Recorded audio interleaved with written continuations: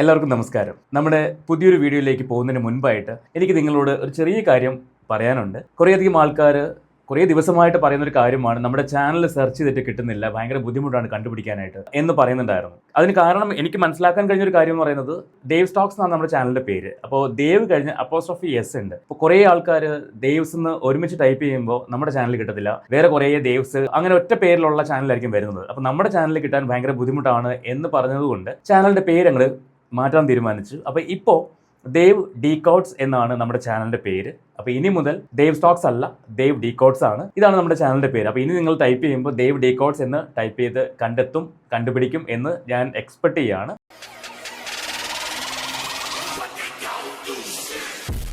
നമ്മുടെ ഇന്നത്തെ വീഡിയോയിലേക്ക് പോകുന്നതിന് മുൻപ് ഞാൻ നിങ്ങളോട് ഒരു ചോദ്യം ചോദിക്കട്ടെ. ട്രാൻസ്ജെൻഡേഴ്സിനെ നിങ്ങൾക്ക് ഇഷ്ടമാണോ? ഒരു ട്രാൻസ്ജെൻഡർ നിങ്ങളുടെ സൗഹൃദം ആഗ്രഹിച്ച് വന്നാൽ, സൗഹൃദം ഇൻ ദ സെൻസ് സുഹൃത്ത് എന്ന വാക്ക് തന്നെയാണ്, അങ്ങനെ ആഗ്രഹിച്ച് വന്നാൽ നിങ്ങൾക്ക് അവരൊരു സുഹൃത്തായിട്ട് കാണാൻ കഴിയുമോ? നിങ്ങളുടെ അഭിപ്രായം എന്താണെന്ന് വെച്ചാൽ അതൊന്ന് കമന്റ് ചെയ്യണേ, ഒന്ന് അറിയാൻ വേണ്ടിയാണ്. അപ്പോൾ ഇന്നത്തെ വീഡിയോയിലേക്ക് പോകാം. അതിന് മുൻപ് നമ്മുടെ വീഡിയോ ആദ്യമായിട്ടാണ് നിങ്ങൾ കാണുന്നതെങ്കിൽ ഒന്ന് സബ്സ്ക്രൈബ് ചെയ്തേക്കണേ. എന്തെങ്കിലും ഒരു കമന്റ് നിങ്ങളുടെ ഭാഗത്തു നിന്ന് ഒരു സപ്പോർട്ടായിട്ട് കമന്റ് ബോക്സിൽ എഴുതിയിടുക. അത് ഈ വീഡിയോ കൂടുതൽ ആളുകളിലേക്ക് എത്തിക്കാനായിട്ട് നമ്മളെ സഹായിക്കും. അപ്പോൾ ഇന്നത്തെ വിഷയം എന്ന് പറയുന്നത്, മുൻപൊരിക്കൽ നമ്മൾ സംസാരിച്ചൊരു വിഷയം തന്നെയാണ്. ഹെയ്തി സാദിയ, ട്രാൻസ് വുമൻ ആണ് ഹെയ്തി, ഒരു പോഡ്കാസ്റ്റ് ജേർണലിസ്റ്റ് ആണ്. അതോടൊപ്പം തന്നെ ഇപ്പോൾ ഹെയ്തി ഒരു സ്റ്റുഡന്റ് ആയിട്ട് പഠിക്കുന്നുണ്ട് ബാംഗ്ലൂർ. ഹെയ്തിക്ക് നേരിടേണ്ടി വന്ന കുറേ അധികം അനുഭവങ്ങളെ കുറിച്ചാണ് നമ്മൾ അന്ന് സംസാരിച്ചത്. പക്ഷേ അതിനകത്ത് എന്താണ് പ്രശ്നം, എന്താണ് ഹെയ്തി ഫേസ് ചെയ്യുന്ന ഇഷ്യൂസ് എന്നൊന്നും അന്ന് ഹെയ്തി പറഞ്ഞിട്ടുണ്ടായിരുന്നില്ല. കോളേജിൽ നിന്ന് വരെ ക്വിറ്റ് ചെയ്യാൻ പോകുന്നു എന്ന രീതിയിലായിരുന്നു അന്ന് സംസാരിച്ചിരുന്നത്. അതിനുശേഷം ഹെയ്തി ഒരു ഡ്രാമ കോമ്പറ്റീഷന് പങ്കെടുത്തിട്ടുണ്ടായിരുന്നു, MG യൂണിവേഴ്സിറ്റിയുടെ. ആ കോമ്പറ്റീഷനിൽ ബെസ്റ്റ് ആക്ട്രസ് എന്ന അവാർഡിന് അർഹയായി ഹെയ്തി. അതിന് ഫസ്റ്റ് ഓഫ് ഓൾ ഒരു കൺഗ്രാജുലേഷൻസ് ഹെയ്തിക്ക് പറയാണ്. കാരണം ട്രാൻസ്ജെൻഡേഴ്സിന് നടത്തിയ ഒരു കോമ്പറ്റീഷൻ ആയിരുന്നില്ല, അത് ആൾ കാറ്റഗറി നടത്തിയ ഒരു കോമ്പറ്റീഷൻ ആയിരുന്നു. അതുകൊണ്ട് തന്നെ എല്ലാ ആളുകളിൽ നിന്നും തിരഞ്ഞെടുക്കപ്പെട്ട ഒരു വ്യക്തിയായിട്ടാണ് ഹെയ്തി മാറിയത്. അതൊരു ചെറിയ കാര്യമല്ല. അപ്പോൾ അതിനാണ് ഞാൻ ആദ്യമേ കൺഗ്രാജുലേഷൻസ് പറഞ്ഞത്. ഇനി ഹെയ്തി നേരിടുന്ന പ്രശ്നങ്ങൾ എന്തൊക്കെയാണെന്ന് ഹെയ്തി തന്നെയാണ് സംസാരിക്കുന്നത്. അത് നമുക്ക് കേട്ട് സംസാരിച്ച് പോകാം. ശരിക്കും ട്രാൻസ്ജെൻഡേഴ്സ്, ഹെയ്തി മാത്രമല്ല, ഹെയ്തിയെ പോലുള്ള ഒരുപാട് ആൾക്കാർ ഈ പ്രശ്നങ്ങൾ ഫേസ് ചെയ്യുന്നുണ്ട്. സോ അത് അഡ്രസ് ചെയ്യേണ്ട വിഷയം തന്നെയാണ്. ബാംഗ്ലൂർ ആണെങ്കിൽ പോലും എല്ലാ മനുഷ്യരും ഇത് തിരിച്ചറിയേണ്ട കാര്യമാണ്. പലരും ട്രാൻസ്ജെൻഡേഴ്സിനെ കാണുമ്പോഴേക്കും അവജ്ഞയോടെയും പുച്ഛത്തോടെയും, അല്ലെങ്കിൽ ഇവര് മറ്റേ ഹെയ്തിയുടെ ഭാഷയിൽ പറയുവാണെങ്കിൽ രാത്രികാലങ്ങളിൽ പാലത്തിനടിയിൽ പോയി നിന്ന് ശരീരം വിറ്റ് ജീവിക്കുന്നവരല്ലേ എന്ന രീതിയിലൊക്കെ ഒരുപാട് ആൾക്കാർ കാണുന്നുണ്ട്. ഒരുപാട് ആൾക്കാർ അവർ അങ്ങനെ നോക്കി കാണുന്നുണ്ട്. അപ്പൊ അതിൽ നിന്നെല്ലാം മാറണമെന്നാണ് എൻ്റെ ഒരു കാഴ്ചപ്പാട്, എൻ്റെ ഒരു അഭിപ്രായവും. നമുക്ക് ഹെയ്തിക്ക് പറയാനുള്ള കാര്യങ്ങൾ എന്തൊക്കെയാണെന്ന് ഒന്ന് നോക്കാം.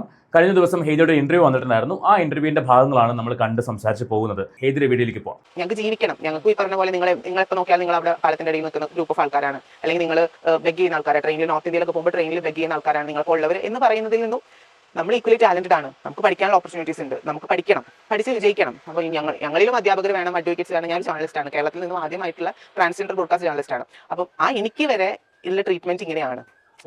അപ്പൊ ബാക്കി മാർജിനലൈസ്ഡ്, എന്നേലും ഓപ്പറേഷൻസ് നേരിടുന്ന, എന്നേലും മാർജിനലൈസ്ഡ് ആയിട്ടുള്ള ഇന്റർസെക്ഷൻസ് ഉള്ള ഒരു കുട്ടി ചെല്ലുമ്പോൾ ഉള്ള അവസ്ഥ, അങ്ങനെ സർവൈവ് ചെയ്യുന്നത് ഭയങ്കര പ്രശ്നമാണ്. അപ്പോൾ ഇത് കൃത്യമായിട്ടൊരു പോളിസി വേണം, ബേസിക് ആയിട്ട് സെൻസിറ്റൈസേഷൻ വേണം. ഹെയ്തി പറഞ്ഞ ആദ്യത്തെ പോയിന്റ് എന്ന് പറയുന്നത്, ഹെയ്തി ഒരു ട്രാൻസ്ജെൻഡർ പോഡ്കാസ്റ്റ് ജേർണലിസ്റ്റ് ആണ്. അപ്പോൾ അങ്ങനെയുള്ള ഒരു വ്യക്തിക്ക് പോലും പിടിച്ചു നിൽക്കാൻ പലപ്പോഴും പറ്റാതെ വരുന്നു. ആ സാഹചര്യത്തിൽ എങ്ങനെയാണ് ട്രാൻസ്ജെൻഡർ ആയിട്ടുള്ള ഒരു സാധാരണക്കാരി ഒരു ഇൻസ്റ്റിറ്റ്യൂട്ടിൽ പഠിക്കാൻ പോകുമ്പോൾ അല്ലെങ്കിൽ സൊസൈറ്റിയിൽ ജീവിക്കാൻ ഇറങ്ങുമ്പോൾ അവർക്ക് നേരിടേണ്ടി വരുന്ന പ്രശ്നങ്ങൾ ഇതിലും ഭീകരമായിരിക്കും. പലരെയും ആദ്യം ഒഴിവാക്കുന്ന അവരുടെ കുടുംബത്തിൽ നിന്നാണ്. അത് കഴിയുമ്പോഴാണ് ഇവർ സൊസൈറ്റിയിലേക്ക് ഇറങ്ങുന്നത്. ഇവരെ ചേർത്ത് പിടിക്കാൻ സൊസൈറ്റി തയ്യാറാവാതെ വരുമ്പോഴാണ് ഇവര് ഈ പറയുന്ന മറ്റു പണികളിലേക്ക് പോകുന്നത്. ഒരു ട്രാൻസ്ജെൻഡർക്ക് പലരും ജോലി കൊടുക്കാറില്ല. ഷോപ്പിലായിക്കോട്ടെ അല്ലെങ്കിൽ മറ്റ് സ്ഥാപനങ്ങളിലായിക്കോട്ടെ പലപ്പോഴും ട്രാൻസ്ജെൻഡേഴ്സിനെ അടുപ്പിക്കത്തില്ല. ഇവരെ മറ്റേ പണിക്കുള്ള ആൾക്കാരാണ് എന്ന ഒരു കാഴ്ചപ്പാടോട് കൂടിയാണ് പല ആൾക്കാരും സമീപിക്കുന്നത് തന്നെ. ഒരുപാട് ട്രാൻസ്ജെൻഡേഴ്സിന്റെ സ്റ്റോറി നമ്മൾ കണ്ടിട്ടുണ്ട്. എന്റെ സുഹൃത്തുക്കളായിട്ടുള്ള ഒരുപാട് ആൾക്കാർ സംസാരിച്ചിട്ടുണ്ട്. അപ്പൊ അവരിൽ നിന്നൊക്കെ മനസ്സിലാക്കാൻ കഴിഞ്ഞൊരു കാര്യം, ഇവരുടെയൊക്കെ ഹാർട്ട് പ്യുവർ ആണ്. ഞാൻ എല്ലാവരുടെ കാര്യമല്ല പറയുന്നത്. കുറെ ആൾക്കാർ ഫേക്ക് ആയിട്ടുള്ള ആൾക്കാരുണ്ട്. ആണായിട്ട് ജനിച്ചിട്ട് പെൺവേഷം കെട്ടി നടക്കുന്ന ആൾക്കാരുണ്ട്. പെണ്ണായിട്ട് ജനിച്ചിട്ട് ആൺവേഷം കെട്ടി നടക്കുന്ന ആൾക്കാരുണ്ട്. അത് പലതും ചൂഷണം ചെയ്യാൻ വേണ്ടി നടക്കുന്ന ആൾക്കാരാണ്. അവരുടെ കാര്യമല്ല ഞാൻ സംസാരിക്കുന്നത്. ഞാൻ സംസാരിക്കുന്നത് പ്യുവർ ആയിട്ടുള്ള ട്രാൻസ്ജെൻഡേഴ്സിന്റെ കാര്യമാണ്. അവരുടെ ഹാർട്ട് എന്ന് പറഞ്ഞാൽ പ്യുവർ ഹാർട്ടാണ്. അവർക്ക് സ്നേഹിക്കാൻ മാത്രമേ അറിയത്തുള്ളൂ. കാരണം ഒരുപാട് പ്രാവശ്യം ചതിക്കപ്പെട്ട ആൾക്കാരും ഇവരുടെ ഇടയിലുണ്ട്. ഇവരെ നേരത്തെ ഞാൻ പറഞ്ഞു, സെക്സിന് മാത്രം യൂസ് ചെയ്യാൻ വേണ്ടി സ്നേഹം നടിച്ച് ഇവരുടെ അടുത്തേക്ക് ചെല്ലുന്ന ആൾക്കാരുണ്ട്. ഇവരത് വീണു പോകും. ചതിക്കുഴിയിൽ പെട്ടു എന്ന് മനസ്സിലാവുമ്പോഴാണ് പാവങ്ങൾക്ക് എന്ത് ചെയ്യണമെന്ന് അറിയാതെ അവസാനം ആ റിലേഷൻ തന്നെ ബ്രേക്കപ്പ് ആയിട്ട് കുറെ നാൾ അതിന്റെ ട്രോമയിൽ നടന്ന് അങ്ങനെ ലൈഫ് മുന്നോട്ട് കൊണ്ടുപോകുന്ന ഒരുപാട് ആൾക്കാരുണ്ട്. ഇവിടെ ഇപ്പോൾ ഹെയ്തിയുടെ കാര്യം എന്താണെന്ന് ചോദിച്ചാൽ, ഹെയ്തി പഠിക്കാൻ പോയ ഇൻസ്റ്റിറ്റ്യൂട്ടിൽ ഹെയ്തിക്ക് നേരിടേണ്ടി വന്ന ഡിസ്ക്രിമിനേഷനെ കുറിച്ചാണ് ഹെയ്തി സംസാരിക്കുന്നത്. വളരെ മോശമായ രീതിയിലാണ് ഹെയ്തിയോട് അവിടെയുള്ള ആൾക്കാർ പെരുമാറിയിട്ടുള്ളത്. കൂടെ പഠിക്കുന്ന സ്റ്റുഡൻസ് ആയിക്കോട്ടെ, ടീച്ചേഴ്സ് ആയിക്കോട്ടെ, ആ ഇൻസ്റ്റിറ്റ്യൂട്ടിൽ ഉന്നതാധികാരത്തിലിരിക്കുന്ന ആൾക്കാരായിക്കോട്ടെ, എല്ലാവരും വളരെ മോശമായിട്ടാണ് ഹെയ്തിയോട് ബിഹേവ് ചെയ്തിട്ടുള്ളത്. അതുകൊണ്ടാണ് ഒരു സമയത്ത് ഹെയ്തി ഞാൻ ക്വിറ്റ് ചെയ്യുവാണ് എന്നും പറഞ്ഞിട്ട് ഒരു വീഡിയോ വരെ ചെയ്യേണ്ടി വന്നത്. വളരെയധികം ആഗ്രഹിച്ച് ഒരു ഇൻസ്റ്റിറ്റ്യൂട്ടിൽ പഠിക്കാൻ പോകുന്നു, അവിടെ ഈ പറയുന്ന രീതിയിലുള്ള ഡിസ്ക്രിമിനേഷൻ നേരിടേണ്ടി വരുമ്പോൾ ആ സ്ഥാനത്ത്, ഇപ്പൊ ഹെയ്ദിയുടെ സ്ഥാനത്ത് നമ്മളാണെങ്കിൽ നമ്മൾ സ്വയം ഒന്ന് ചിന്തിച്ചു നോക്കാം. നമ്മൾ അങ്ങനത്തെ ഒരു സാഹചര്യത്തിൽ പെട്ടുപോയാൽ നമ്മൾ എന്തായിരിക്കും ചിന്തിക്കുന്നത്? ഓഫ് കോഴ്സ് ഇനി ജീവിക്കേണ്ടെന്ന് വരെ പലർക്കും തോന്നിപ്പോവാം. ആ ഒരു അവസ്ഥയിലൂടെ പോലും ഇവരൊക്കെ കടന്നു പോകുന്നുണ്ട്. നമുക്ക് ബാക്കി കേൾക്കാം. ഇത് ഡീൽ ചെയ്യുന്ന ആൾക്കാര് കൃത്യമായി അറിഞ്ഞിരിക്കണം ഒരു മനുഷ്യനെ എങ്ങനെ ട്രീറ്റ് ചെയ്യണം എന്നുള്ളത്. അത് അറിയാത്തതിന്റെ പ്രശ്നം. ഇതിപ്പോ ഈ കോളേജിൽ ഇങ്ങനെ പ്രശ്നം ഉണ്ടെന്ന് പറഞ്ഞു. ഇപ്പൊ ഹേദിയുടെ ക്ലാസ്സിൽ എത്ര പേരുണ്ട്? എന്റെ ക്ലാസ്സിൽ 8 പേര്. 8 പേരുണ്ട്. അതിൽ ഹേദി പറയുണ്ടായി 5 പേരാണ് എനിക്കെതിരെ ഈ പ്രക്ഷോഭവും ഈ പരിഹാസവും കാര്യങ്ങളെല്ലാം ചെയ്യണമെന്ന് പറഞ്ഞു. ഇവർ ഏത് രീതിയിലുള്ള കാര്യങ്ങളാണ് ചെയ്തുകൊണ്ടിരിക്കുന്നത്? കുറെയൊക്കെ എനിക്ക് ഒരു ഇൻസ്റ്റിറ്റ്യൂട്ടിനകത്ത് ഇപ്പൊ ഞാൻ എന്തുകൊണ്ട് കേരളത്തിലുള്ള കുട്ടികൾ മഹാരാജാസ് പോലുള്ള കോളേജ് ഓപ്റ്റ് ചെയ്യുന്നത് വെച്ചാൽ അതൊരു സേഫ് സ്പേസ് ആണ്. നമുക്കൊരു പ്രശ്നം നേരിട്ട് കഴിഞ്ഞാൽ നമുക്ക് അപ്പൊ ഇമ്മീഡിയറ്റ് ആയിട്ട് നമ്മളെ ടോർച്ചർ ചെയ്യാതെ തന്നെ നമുക്കൊരു സൊല്യൂഷൻ ഉണ്ട്. നമ്മൾക്ക് ഒരു പ്രശ്നം നേരിടുമ്പോൾ നമ്മൾ ആദ്യം ഒരു കോളേജ് ആണെങ്കിൽ നമ്മൾ പോയി പ്രിൻസിപ്പാൾ അടുത്ത് പോയി പറയുന്നു, പ്രിൻസിപ്പാൾ അവിടെ വിളിച്ച് സംസാരിക്കുന്നു, അത് അവിടെ തീരുന്നു. ഒരു 1-on-1 കോൺവെർസേഷനിൽ അല്ലെങ്കിൽ ഒരു പ്രിൻസിപ്പാളുടെയോ ഡീന്റെയോ ഓഫീസിനകത്ത് തീരേണ്ട പ്രശ്നങ്ങൾ അതിനൊരു ഓപ്പർച്യൂണിറ്റി ഇല്ലാണ്ട് നമ്മൾ ഗ്രീവിയൻസ് സെല്ലിൽ കംപ്ലൈന്റ് കൊടുക്കണം, എന്നാലേ നമുക്ക് നീതി കിട്ടുകയുള്ളൂ, അല്ലെങ്കിൽ IC-യിൽ കംപ്ലൈന്റ് കൊടുക്കണം, എന്നാലേ നീതി കിട്ടുകയുള്ളൂ. അപ്പോൾ ഇവരുടെ ഈ വിചാരണകൾ അപ്പൊ ഇത് ഇങ്ങനെ ഒരു ചാനലിലൂടെ പോകുമ്പോൾ ചെറിയ ചെറിയ ഇഷ്യൂവിനെ ഓപ്പോസിറ്റ് നിൽക്കുന്ന ആൾക്കാർ ഗ്രഡ്ജസ് വെച്ച് പുലർത്തിക്കൊണ്ട് അവരുടെ ഭാഗം ജസ്റ്റിഫൈ ചെയ്യാൻ നമ്മളെ മെന്റൽ ഹെൽത്തിനെ തകർക്കാൻ ഭയങ്കരമായിട്ട് ശ്രമിക്കും. സോ അങ്ങനെയൊക്കെയുള്ള അവസ്ഥകളിലൂടെ കടന്നു പോകുന്നത് കൊണ്ട് ഏതൊരു ഇൻസ്റ്റിറ്റ്യൂഷൻ ആയി കഴിഞ്ഞാലും അവിടെ നമ്മൾ അഡ്മിഷൻ എടുക്കുന്ന സമയത്ത് നമ്മളെ മനസ്സിലാക്കുന്ന ഒരു 2 ഹയർ അതോറിറ്റിയിലുള്ള മനുഷ്യരെങ്കിലും ഉണ്ടായിരിക്കണം എന്നുള്ളതാണ്. തീർച്ചയായിട്ടും ഒരു വാലിഡ് പോയിന്റ് ആണ്. കാരണം എങ്കിൽ മാത്രമേ ഇവരെ മനസ്സിലാക്കാനും ഇവരുടെ പ്രശ്നങ്ങൾ കേൾക്കാനും അവർ തയ്യാറാവുള്ളൂ. ഇല്ലാതെ ഒരു പുരുഷനാണെങ്കിലോ അല്ലെങ്കിൽ ഒരു സ്ത്രീയാണോ അവിടെ ഇരിക്കുന്നത്, അവർക്ക് ഇവരുടെ ബുദ്ധിമുട്ടുകളോ ഇവരുടെ കഷ്ടപ്പാടുകളോ ഒന്നും മനസ്സിലാവാത്തൊരു വ്യക്തിയാണെങ്കിൽ ഉറപ്പായിട്ടും ഇവർ നേരിടേണ്ടി വരുന്നത് അത്രയും ക്രൂരമായ കളിയാക്കലുകളും അത്രയും നികൃഷ്ടമായുള്ള വാക്കുകളും ഒക്കെ ആയിരിക്കും. അത് നേരിടുന്ന ഒരുപാട് ആളുകളുണ്ട്. ഒരുപക്ഷെ നമുക്കത് മനസ്സിലാവില്ല, കാരണം നമ്മളത് ഫേസ് ചെയ്തിട്ടില്ല. ഇവരെ പോലുള്ള ആൾക്കാർ റോഡിലൂടെ പോകുമ്പോഴോ അല്ലെങ്കിൽ നമ്മൾ നേരിട്ട് കാണുമ്പോഴോ ദേ പോകുന്ന മറ്റേ ടീം എന്നായിരിക്കും പലരും പറയുന്നത്. ആ ചിന്താഗതി മാറണം. ഇപ്പൊ ഹേദി പറയുന്ന മഹാരാജാസ് പോലുള്ള കോളേജുകളിൽ അവർക്ക് സേഫ് ആയിട്ട് പഠിക്കാൻ പറ്റും. ഒരുപക്ഷെ ഹേദി എടുത്തേക്കുന്ന സബ്ജക്ട് അവിടെ ഉണ്ടാവില്ലായിരിക്കും. അതുകൊണ്ടായിരിക്കും ബാംഗ്ലൂർ പോയിന്റ് വന്നത്. അവിടെ ഹേദിക്ക് നേരിടേണ്ടി വന്നത് ഇവർ ചെന്ന് ചേർന്ന ഇൻസ്റ്റിറ്റ്യൂട്ടിൽ ആദ്യമായിട്ടാണ് ഒരു ട്രാൻസ്ജെൻഡർ പഠിക്കാൻ പോകുന്നത്. അതുകൊണ്ട് തന്നെ ഇവർക്ക് ഒരു പ്രത്യേക ടോയ്ലറ്റ്, ഇപ്പൊ ഇവർക്ക് ആണുങ്ങളുടെ ടോയ്ലറ്റിൽ കയറാൻ പറ്റുമോ? പറ്റില്ല. പെണ്ണുങ്ങളുടെ ടോയ്ലറ്റിൽ കയറാൻ പറ്റുമോ? അതും പറ്റില്ല. സെപ്പറേറ്റ് ഒരു ടോയ്ലറ്റ് അത്യാവശ്യമാണ്. അതാണ് അവർ ആവശ്യപ്പെടുന്നത്. ആ കാര്യമൊക്കെ ഹേദി പറയുന്നുണ്ട്. ആ ടോയ്ലറ്റ് ഫെസിലിറ്റി അവർക്കില്ല. ഒന്ന് കമ്മ്യൂണിക്കേറ്റ് ചെയ്യാൻ അവിടെ പ്രോപ്പർ ആയിട്ടുള്ള ആൾക്കാരില്ല. കാരണം ഇവരെന്തെങ്കിലും പറയാൻ പോകുമ്പോഴേക്കും അവിടെ കളിയാക്കലാണ്. ഇത്തരത്തിലുള്ള ഡിസ്ക്രിമിനേഷൻ ആണ് ഇവർ നേരിടേണ്ടി വരുന്നത്, നേരിട്ടുകൊണ്ടിരിക്കുന്നത്. സോ നമുക്ക് ബാക്കി കേൾക്കാം. അതില്ലാത്ത പക്ഷം ഞാൻ അഡ്മിഷൻ എടുക്കാൻ പോയ സമയത്ത് വരെ എനിക്ക് ജെൻഡർ ഡിസ്ക്രിമിനേഷൻ നേരിടേണ്ടി വന്നിട്ടുണ്ട്. എന്ത് രീതിയിൽ?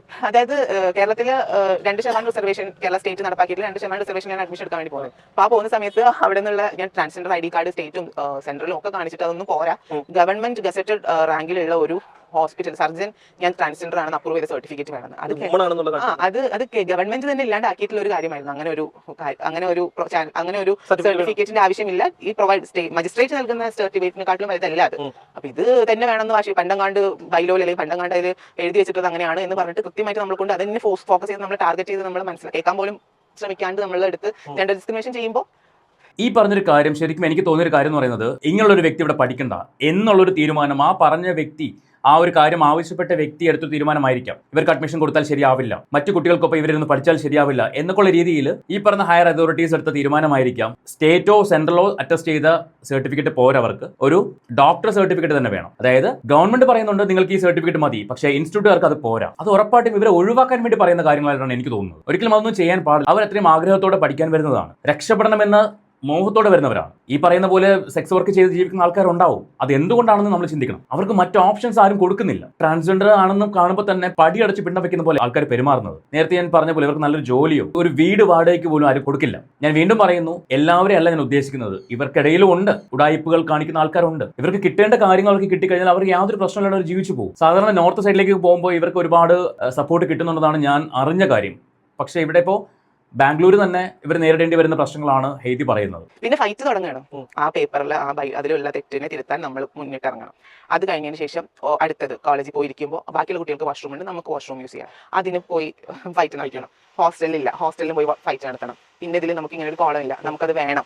ചോദിച്ച് നിരന്തരം നമ്മൾ ചോദിക്കുമ്പോൾ നമ്മളെ കാണുന്നത് എപ്പോഴും പ്രശ്നക്കാര് എന്നുള്ള രീതിയിലാണ്. അത് ഭയങ്കര ഒരു എപ്പോഴും നമുക്ക് മടുക്കും. പക്ഷേ നമ്മൾ മനസമാധാനത്തോടുകൂടി പഠിക്കാനാണ് പോകുന്നത്. എൻഡ് ഓഫ് ദ ഡേ പഠിച്ച് ഒരു നല്ല ജോലി കിട്ടി പോകണം. അപ്പം മനസമാധാനം നൽകുക, പഠിക്കുക. നമുക്കുണ്ടാകുന്ന പ്രശ്നമാണ്, നമുക്ക് വേണ്ട ഒരു കാര്യത്തെക്കുറിച്ച് ഹയർ അതോറിറ്റീസിനോട് നിരന്തരം സംസാരിക്കേണ്ടി വരുമ്പോൾ ഒബ്വിയസ്ലി അപ്പുറത്തിരിക്കുന്ന ആൾക്കാർക്ക് തോന്നുമാ ഇവൻ പ്രശ്നക്കാരനാണ്, ഇവനെ കൊണ്ട് മുന്നോട്ട് പോയി ശരിയാവത്തില്ല എന്നൊരു ചിന്ത വരും.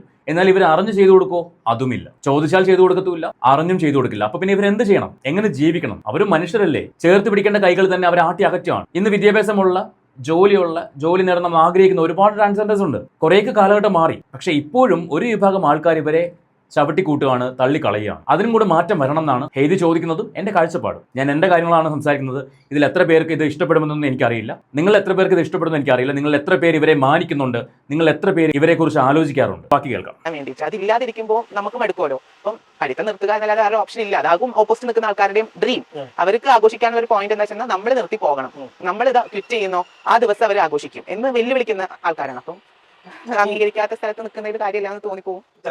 അപ്പൊ ഈ ഹൈദരാബാദി അങ്ങനെ ഒരു തോന്നാനായിട്ട് കാരണം അത് ചെയ്യുന്ന രീതി അങ്ങനെയാണ്. എങ്ങനെ രീതിയിൽ നമ്മൾ ജീവിക്കുന്ന 2025 ആണ് എങ്കിൽ കൂടെ നമ്മൾ കേട്ട് മാത്രം പരിചയിച്ചിട്ടുള്ള പല മാറ്റി നിർത്തലും ഒറ്റപ്പെടുത്തലും ഒക്കെ ഉണ്ട്. ഈ മാറ്റി നിർത്തൽ എന്താണെന്ന് കൃത്യമായി ഞാൻ അറിയുന്നത് ഇങ്ങനെ ഒരു ഇൻസ്റ്റിറ്റ്യൂഷൻ വന്നിരിക്കുകയാണ്. എങ്ങനെ മാറ്റി നിർത്തി രണ്ടാമത്തെ പേരിൽ മാറ്റി നിർത്തുന്ന അവസ്ഥ എങ്ങനെയാണ് ചെയ്യുന്നത്? ഞാൻ ജീവിതത്തിൽ ഇതുവരെ ഫീൽ ചെയ്തിട്ടാണ് സെന്റ് സാസ് പോലുള്ള ഒരു ഇൻസ്റ്റിറ്റ്യൂഷന്റെ ഭാഗമായിട്ട് വ്യക്തിയാണ്. അപ്പോൾ ആ ഇൻസ്റ്റിറ്റ്യൂഷനിൽ പോലും ആദ്യമായിട്ട് കേരളത്തിൽ അഡ്മിഷൻ കൊടുക്കുന്ന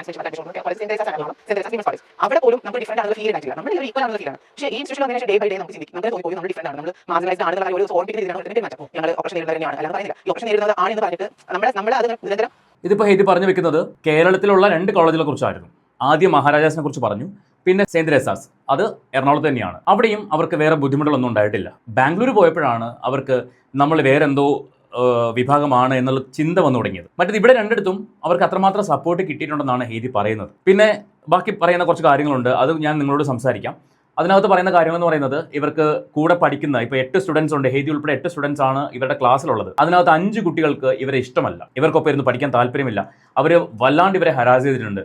കംപ്ലൈൻറ്റുമായിട്ട് ഒഫീഷ്യൽസുമായിട്ട് ബന്ധപ്പെടുമ്പോൾ അവിടുന്ന് ഇവർക്ക് നീതി കിട്ടുന്നില്ല. സോ അങ്ങനെയാണ് ഹെയ്തി ഇനി പഠിക്കുന്നില്ല എന്ന് തീരുമാനമെടുത്തത്. എനിക്ക് തോന്നുന്നു അത് ഡ്രോപ്പ് ഔട്ട് ചെയ്തെന്ന് തോന്നുന്നു. എനിക്ക് പറയാനുള്ള ഒരു കാര്യം, ഞാൻ കഴിഞ്ഞ വീഡിയോയിലും പറഞ്ഞ അതേ കാര്യം തന്നെയാണ്. ട്രാൻസ്ജെൻഡേഴ്സും മനുഷ്യരാണ്, അവരെ ചേർത്ത് പിടിക്കാൻ പറ്റിയില്ലെങ്കിലും അവരെ ഉപദ്രവിക്കാതിരിക്കുക, അത് മാത്രമേ എനിക്ക് പറയാനുള്ളൂ. കഴിഞ്ഞ വീഡിയോയുടെ കൂടെ തന്നെ നമ്മൾ 1-2 വീഡിയോ കൂടി കാണിച്ചിട്ടുണ്ടായിരുന്നു. പാലാരിവട്ടത്ത് വെച്ചിട്ട് ഒരു ട്രാൻസ് വുമന്റെ കാലിനെ അടിച്ചു പൊട്ടിച്ചതും ഒക്കെ നമ്മൾ കാണിച്ചിട്ടുണ്ടായിരുന്നു. എത്രമാത്രം ക്രൂരമായിട്ടാണ് സൊസൈറ്റി ഇവരോട് ഇടപെടുന്നത് എന്നതിനുള്ള ഉത്തമ ഉദാഹരണമാണ് അന്ന് കാണിച്ച ആ വീഡിയോ എന്ന് പറയുന്നത്. ഇവരെ ചേർത്ത് നിർത്തണം എന്ന് തന്നെയാണ് എൻ്റെ അഭിപ്രായം. നിങ്ങളുടെ അഭിപ്രായം എന്താണെന്ന് വെച്ചാൽ അത് കമൻറ്റ് ചെയ്യുക. നമുക്ക് അടുത്ത വീഡിയോയുമായിട്ട് വീണ്ടും കാണാം.